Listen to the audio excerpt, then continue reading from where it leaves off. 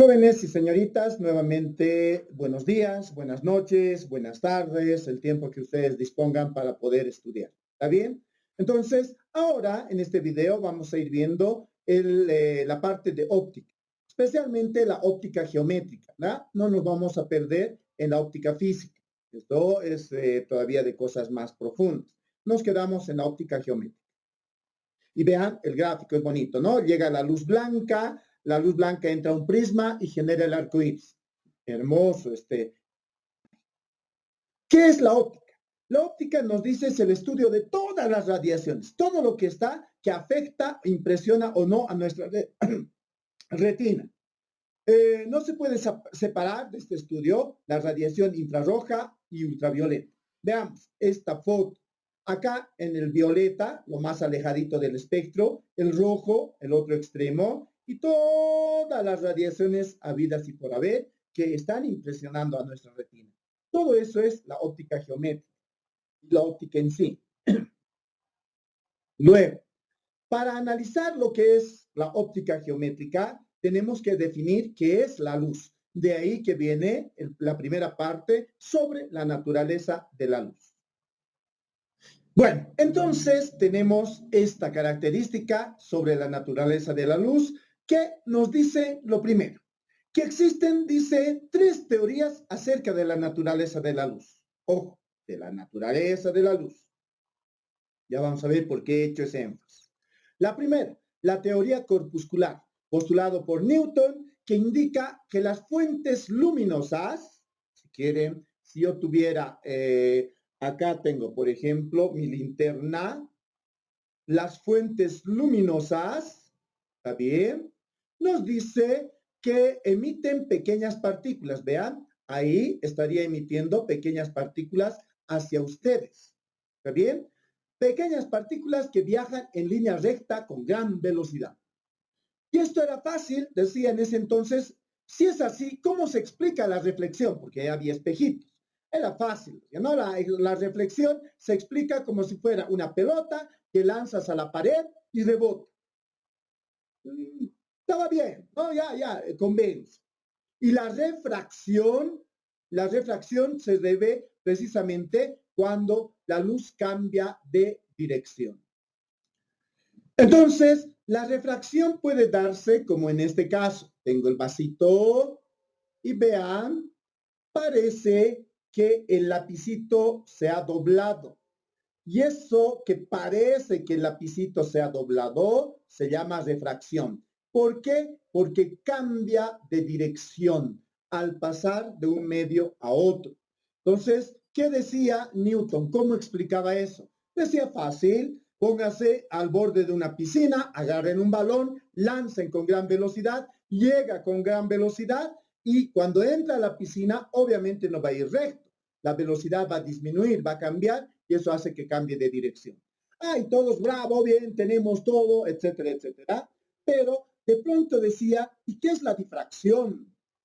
¿Cómo explicas la interferencia, la polarización? La difracción se refiere a que de pronto tengo si quieren, este elemento, llega la luz y de pronto en el borde se ve un pequeño arco iris. ¿Está bien? Entonces la luz se difracta.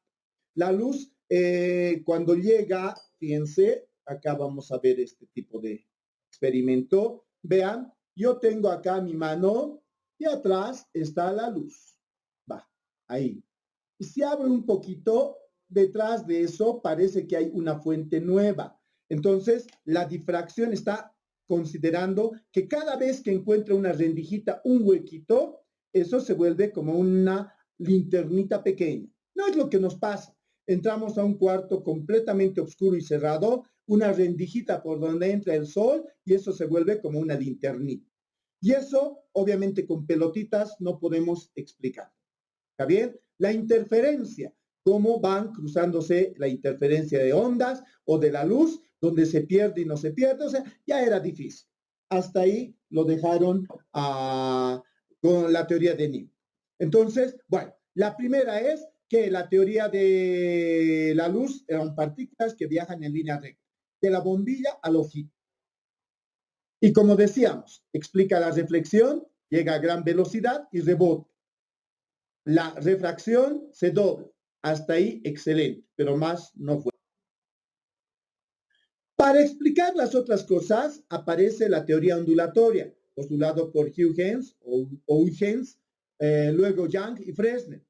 ¿Qué nos dice? La luz son ondas. ¿Cómo son ondas? Que tienen función senoidal. Entonces tiene una ecuación Y igual a seno de WT, donde W es la frecuencia angular. Eso seguramente en cinemática han visto en movimiento circular. O velocidad angular o frecuencia angular. Entonces, las ondas se propagan a velocidad constante, pero en forma de onditas, como han podido ver acá, en forma de onditas. Así viaja la luz. Explicaba todo, reflexión, refracción, interferencia, todo. Pero siempre, ¿no? Del fondo del salón, una preguntita. Hasta el momento me han dicho qué es la luz, mejor dicho, cómo viaja la luz, me han dicho que explica tal fenómeno, pero díganme, ¿qué es la luz? ¿Por qué? Porque una onda es algo que vibra. Entonces, si es algo que vibra, ¿qué está vibrando? Y ahí hubo un silencio. Luego viene la teoría última, más o menos por 1900 ya, la teoría cuántica, postulado por Max Planck, indica que la luz está formado por paquetes de energía, llamados fotones o cuantos, y estos se mueven en forma ondulatoria. Es más, dicen que se mueven como si fueran paquetes o trenes de onda. Entonces, para Planck, la luz son ondas y al mismo tiempo son partículas que viajan como ondas. Por eso, vean, tenemos el foquito y ahí empieza a generar eso. ¿Ya han podido ver? Acá se ve una onda y cada onda está, si quieren, subdividida en pedazos de materia, entre comillas, en pedazos de partículas, entre comillas, al final, pedazos de energía. Y eso se llama fotón o quantum. ¿Está bien? Entonces, un fotón o un quantum son paquetes de energía. En lugar de decir pedazos, más bonito, paquetes de energía. ¿Está bien? Y esos paquetes de energía viajan en forma ondulatoria. Entonces, vean, Planck, bastante inteligente, dice, bueno, si hay partículas y hay ondas, la luz son las dos cosas. Y listo. Y ahí aparece toda la física moderna y es bastante interesante. Bueno, pero hasta ahí todavía no he explicado qué era la luz, ¿no? Viaja en forma de ondas, viaja como partículas de ondas, viaja como partículas, pero ¿qué es la luz? Y para ello ha tenido que pasar un buen tiempo y se ha analizado la teoría atómica. Bueno, está muy, que les digo, bastante simplificado, muy simplista, ¿no? Porque son las órbitas, tienen que ser en forma elíptica y todo eso. Pero ayuda. Y esta era la primera teoría, además, como el sistema solar, donde este era el Sol, los planetas, y en el caso del átomo, el núcleo y los electrones. Pues, ¿qué decía? ¿Qué era la luz para explicar qué es la luz? No solamente cómo se mueve. Pues nos dice, la luz se produce cuando uno de estos electrones salta de nivel orbital, o sea, salta de órbita, si quieren, desde acá hasta arriba. Y ustedes saben que por el principio de exclusión de Pauli, dos electrones no pueden estar en un mismo nivel orbital, y mucho más si tienen el mismo spin. Entonces, el dueño de casa lo bota, ¿no? Electrón, andate a tu lugar. Y cuando está regresando a su lugar, tiene que desprender energía. Y esa energía desprendida es la luz. Así se genera la luz. Eso es la luz. La luz había sido el desprendimiento de energía al pasar de un nivel orbital a otro. Si ven acá con calma, la animación es rápida. Este electrón que está acá va a saltar aquí y luego va a regresar y al regresar genera luz. Veamos. Acá nos dice, se recuerda el modelo planetario de átomos. Ahí va. Vean, salta y viene luz. Salta y regresa y viene luz. Salta y regresa y viene luz. Entonces, de esa manera se genera la luz. Y acá podemos tener precisamente esa explicación, ¿no? Está formado por un núcleo rodeado de electrones, cuando salta de un nivel orbital a otro, tiene energía y luego al regresar desprende energía y todo eso les aconsejo que lean. Bueno, una vez que tenemos esto y hemos visto las fuentes luminosas, puede ocurrir que la luz a veces, veamos como dice acá, el sol, la llama de un fósforo, una bombilla, etcétera, siempre va a ir generando este tipo de fenómeno. Pero la pregunta es, ¿cómo se excita la luz? Entonces veamos. Yo quiero generar luz, tengo madera, ¿cómo se excita? Fricción. Y por fricción se genera luz. ¿Está bien? Y en este momento los electrones están saltando de un lado a otro y nos están generando esta característica en forma de luz. O cuando tenemos acá mi linternita, acá estamos excitando a la materia con electricidad. ¿Está bien? Y listo. Y cuando regresa a su órbita original, pero cuando pasa gradualmente por cada una de las órbitas intermedias, se llama fluorescencia.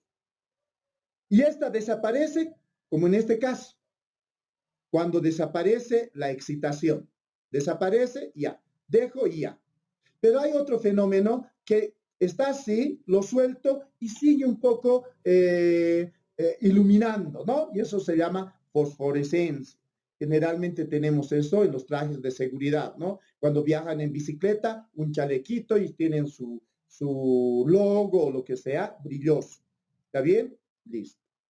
Entonces veamos, acá tenemos la fosforescencia, ¿no? Hay pinturas fosforescentes y con luz negra se ve mucho más y mejor. Características de la luz. Entonces, ¿cuáles son las características de la luz? Ya sabemos, ¿qué cosa? Que la luz se forma al saltar de un nivel a otro y regresar, desprendiendo energía. Primero. Dos, se mueve en forma de ondas y partículas a la vez. La luz se propaga en el vacío a una velocidad constante, que es de 300.000 kilómetros sobre segundo. Generalmente se denota con la letra C. Y cuando pasa de un medio a otro, como hemos visto en el caso del lapicito, la velocidad de la luz al pasar de un medio a otro disminuye. Y esa disminución está caracterizado por el índice de refracción, N. ¿Está bien? C es la velocidad de la luz, B la velocidad en otro medio. Y de esa manera tenemos A las características de la luz. Siguiente. Continuando con las características de la luz, podemos decir que la luz es parcialmente absorbida por un cuerpo. Entonces, cuando eso ocurre, se dice que es transparente. Obvio, no pasa el 100% de luz, pues por la ventana. Parece que pasa así. No, siempre es absorbido algo de luz. Ese es transparente. Y obviamente el cuerpo opaco es aquel que no deja pasar para nada la luz. No me ven. ¿Está bien? Ahí va. También se considera que la luz blanca, o se llama luz blanca a la luz del sol. ¿Está bien? ¿Por qué?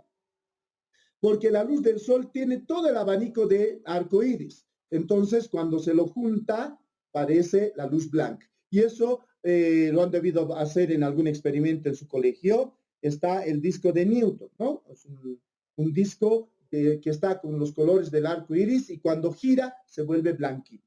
¿Está bien? Y eso es que la luz del sol es la combinación de todas las longitudes de onda.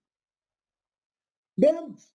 En este caso, entonces, esta flechita blanca, entre comillas, la luz del sol, entra a una ventana y pasa algo de luz, no el 100%, o a un cuerpo transparente. O entra un objeto a la puerta, cuerpo opaco, y no pasa luz. Fácil, sentido común. La naturaleza del color. ¿Cómo es el color? ¿Qué es el color? Entonces nos dice el color, por ejemplo, vamos a explicar los extremos, el negro y el blanco. Se dice que un color es negro cuando absorbe por completo la radiación de la luz. Si quieren la calculadora, bueno, no es negro, ya, es. Esto es negro, ¿por qué? Absorbe por completo la radiación de la luz. ¿Está bien? No refleja nada. Y esto es blanco, bueno, no es tanto, se me fue. Bueno, aquí va, ¿ya? Este lado es blanco cuando la luz es reflejada al 100%. Y es guindo cuando absorbe toda la gama de luz y solo refleja radiaciones de ese color. Los veamos. Negro. Llega la luz del sol y por completo es absorbido. En vano está esperando nuestro amigo que le llegue algo. O nuestra ropa blanquita, mi guardapolvo, vean, tenía mi guardapolvo blanco y estoy con tazas. Viene la luz del sol y rebota el total, podríamos decir. ¿Está bien? Rebota el 99% de la radiación. Extremos. Pero ¿qué ocurre con este color naranjita? Llega la luz del sol y ¿por qué tu polera es naranja? Porque llega la luz del sol y solo rebota las longitudes de onda que corresponden al naranja. O amarillo, llega la luz del sol y solo rebota aquellos que corresponden al color amarillo. Y así tenemos la naturaleza del color. ¿Está bien? Bien, una vez analizado esto, vamos a pasar directamente a analizar los espejos planos. Características simplemente. Diremos en un espejo plano, I es el ángulo de incidencia, R es el ángulo de reflexión o de rebote, y hay una línea, como ven acá, que se llama normal. Y esa normal siempre forma 90 grados con el espejo. Pues vean, viene la luz y rebota. Rebota formando un ángulo con la normal. Y acá está el ángulo de incidencia o llegada y el ángulo de reflexión o salida. Esto, seguramente los que alguna vez han jugado billar, ¿no? En sus tiempos mozos, utilizaban más este fenómeno para llevar la bola a una buchaca, ¿no? Pero nosotros con el espejo siempre respecto a una normal. Tenemos acá, y acá podemos ver algunos frentes de onda. Este es el rayo de luz, pero el rayo de luz tiene frente de onda, como si fueran esferitas que van moviéndose. Entonces, de esa manera tenemos también los frentes de onda, cómo van reflejándose. Luego, los espejos planos. ¿Qué más tenemos? Vean, acá tengo un espejo, aquí hay un objeto, el piso. Si quieren, el espejo de pared, donde nosotros nos vamos a medir y ver la ropa. Entonces, vemos acá, ¿cómo vemos? Pareciera que nosotros vemos un objeto que está detrás del espejo.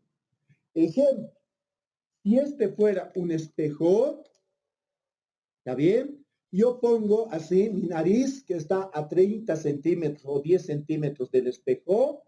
La nariz de otro tipo va a parecer estar a 10 centímetros detrás del espejo. Entonces, esa es la característica fundamental, que la distancia del objeto es igual a la distancia de la imagen.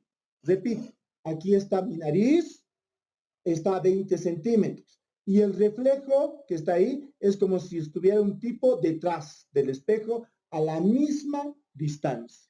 ¿Está bien? Misma distancia. Y esa es la característica fundamental de los espejos planos. Este es el objeto y como está detrás del espejo se le llama imagen virtual. Entonces, precisamente porque si yo intento tomar una fotografía acá, desaparece. Es virtual o imaginario. Y tenemos la condición, distancia del objeto igual a la distancia de la imagen. Bueno, ya hemos visto espejos planos. Analizaremos espejos esféricos. ¿Cómo se genera un espejo esférico? Se genera utilizando un círculo. ¿Está bien? Y en el círculo tiene que estar claramente el centro, el radio y el foco. El foco, por geometría, ya lo saben ustedes, la mitad del radio. Pues vean, tengo un círculo, el centro donde colocan el compás, la aguja del compás, el lapicito, el radio y la mitad del radio es el foco. Por lo tanto, acá tenemos la superficie reflectora. Entra la luz y de pronto va a rebotar, rebota a un punto llamado foco. ¿Está bien? Y eso es un espejo esférico cóncavo. ¿Por qué? Porque la superficie reflectante está dentro. También existe espejos convexos, pero la idea es la siguiente. ¿Es que acaso vamos a usar espejos esféricos para quemar? Porque vean, esto es igual que una lupa. Llega la luz, todo se concentra acá. Si colocas acá un papelito, este va a arder, va a quemar. ¿Está bien? Va a encender el palito de fósforo. Entonces, ¿vamos a hacer para eso? No, sino para formar imágenes. Y para formar imágenes hay tres rayos principales. Y eso tienen que saber bien. El primer rayo es paralelo al eje, no puede rebotar, rebota, mejor dicho, no puede atravesar el espejo, rebota por el foco. ¿Por qué por el foco? Porque el ángulo de llegada es igual al ángulo de salida, ¿no? Respecto a la normal. Y eso es una cosa bien interesante que han encontrado. La segunda, va por el foco, llega al espejo. No puede atravesar, entonces debe rebotar y rebota paralelo al eje, sí o sí. Y el último pasa por el centro y rebota sobre sí mismo. Si quieren, eso está definido en estos enunciados, ¿no? Y ahí es donde se dice que rebota y cómo va, cómo viaja y todo eso. Pues tenemos estos tres rayos que tienen que sabérselo muy bien cómo funciona y hemos visto hace rato. ¿Cómo se forman imágenes? Ah, la clave. Si tengo acá un objeto y quiero encontrar la imagen, voy a juntar los tres rayos. El primer rayo paralelo al eje y siempre rebota por el foco. No hay problema. El segundo rayo va por el foco, rebota paralelo al eje. No hay problema. El tercer rayo pasa por el centro y rebota sobre sí mismo. Y acá, en la intersección de los rayos que rebotan, que se reflejan, si quieren, es ahí donde se forma la imagen. Y además está debajo de un eje, por lo tanto aparece invertido. Y de esa manera tenemos un objeto y su imagen invertida. Pero esta imagen es real. Si acá tomo una foto, sí lo voy a ver. ¿Está bien? Pues vean, se han unido los tres rayos. Tenemos acá un pequeño ejercicio. Voy a hacerlo y el resto ustedes lo hacen. Ahora el objeto está más centradito. Primer rayo sale. Hasta ahí no hay problema. El segundo rayo dice va que tiene que ir por el foco. No hay problema. Pero el tercer rayo tiene que ir por el centro y el centro está alejado. Entonces, centro y cabeza siempre se van a unir. Regresa sobre sí mismo y ahí aparece la imagen. Vean, cuanto más me acerco al espejo, aumenta mi imagen. Por eso estos espejos especialmente usan las señoritas para poder maquillarse mejor. ¿Está bien? Porque te acercas al espejo y tu imagen se va a agrandar. Y bueno, también usan los dentistas, ¿no? Colocan un espejo de este estilo, lo acercan al diente y lo vamos a ver grande y vamos a poder ver efectivamente qué cosas contiene, cómo está el diente y todo ese tipo de cosas. Luego tenemos otro, ya, donde el objeto está más cerca al espejo y vean, aquí puede atravesar sobre sí mismo, el otro retrocede y vean acá, los rayos que se reflejan o rebotan no se van a juntar nunca. Cuando eso ocurre, se analiza la parte anterior. Vean, la anterior, esta es así, la azulita ahí, y la parte anterior es donde se ha unido. Vean lo raro, aquí ya aparece también, ya derecha. ¿Está bien? Entonces, mientras más me acerco al espejo, crece y lo veo grandecito la imagen. Luego tenemos los espejos esféricos convexos. En el cóncavo, aquí estaba la imagen reflectiva. En el otro está fuera. Y por eso nos dice, se encuentra en el exterior del círculo. Tenemos nuevamente, es igualito, el radio, el centro, el foco, y ahí está.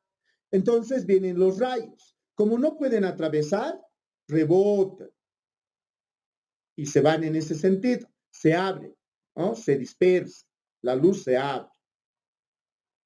Listo.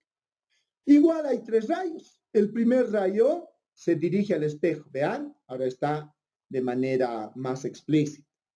Y podemos ver que viaja paralelo al eje y como tiene que rebotar, parece que rebota desde este foco.